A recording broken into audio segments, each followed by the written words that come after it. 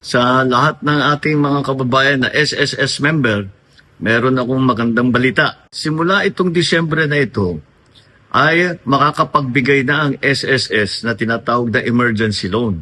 Dahil habang nasa ilalim, halimbawa, ng national emergency, ay magbibigay ng emergency loan ang SSS. Ito ay isang pautang na ang bayad ay mababa lang, 7% lang. Bukod pa riyan, ay meron tinatawag na 6-month moratorium. Ibig sabihin, pagtanggap ninyo ng loan galing sa SSS, sa 6 na buwan, sa unang 6 na buwan, hindi kayo kailangan magbayad para sa loan amortization.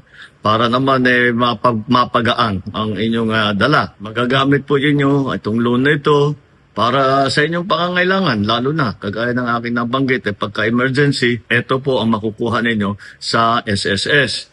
At tuloy-tuloy naman po ang pakikipag-ugnayan ko sa SSS upang makahanap ng iba't iba pang paraan para magkaroon ng mas ligtas at makatarungan na alternatibo sa microloan at emergency loan. Maganda po ito kasi imbis na pupunta po kayo sa 5-6 at mapasubo sa malalim na utang, ay meron na kayo magagamit at ang babayaran lang ay 7% lamang.